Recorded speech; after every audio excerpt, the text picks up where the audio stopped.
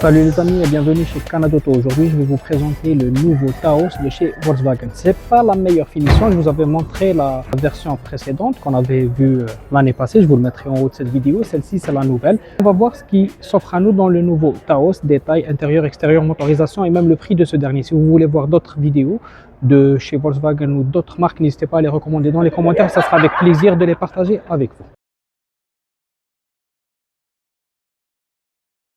On commence par l'avant du véhicule. On remarque que le pare-choc est de la même couleur que la carrosserie.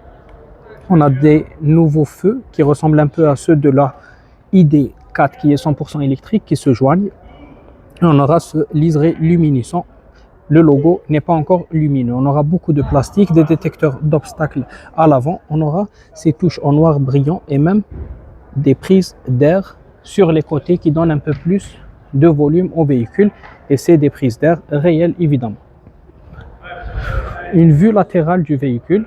Donc là, c'est une Black Edition. C'est pour ça qu'on retrouve la toiture en noir brillant, rétroviseur aussi, et les jantes en noir brillant de 19 pouces avec tout le contour qui est en plastique comme le bas des caisses. On aura les poignées de porte qui sont de la même couleur que la carrosserie et on pourra y accéder sans utiliser la clé. Pour ce qui est de l'arrière aussi, on retrouve une nouvelle luminosité. Ça ressemble beaucoup à celle du Atlas, donc on pourrait le voir en rouge. Je vous mettrai le lien de la vidéo. On a vu l'Atlas standard et celui qui est coupé, donc la version coupée. Donc c'est 4 motion. On a les détecteurs d'obstacles en plus de la caméra et cette lumière à LED arrière.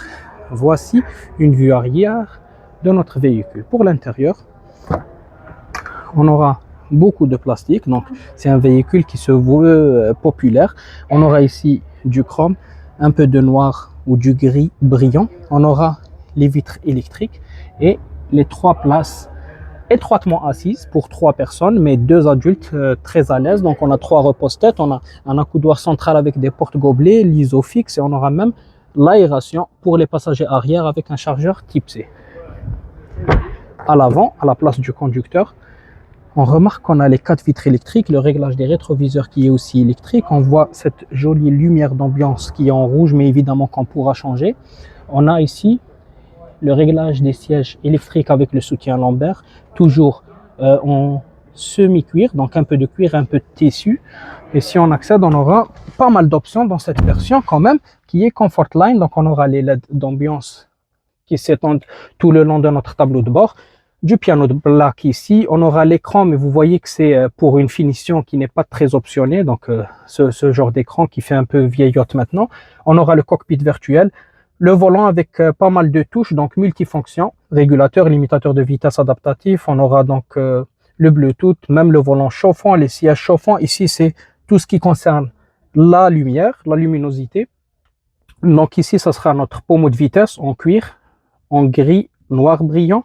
On aura le bouton pour le démarrage sans clé, donc keyless, le frein à main sous forme de bouton, et ici pour choisir les différents modes de conduite, 2 porte-gobelets et un accoudoir en cuir avec surpiqûre en blanc. C'est quand même pas mal d'options.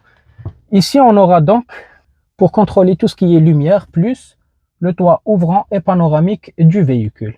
Donc c'est quand même, je ne pensais pas avoir autant d'options dans une Comfortline, bien que c'est pas la Trendline, donc c'est un milieu de gamme. Donc si on va maintenant parler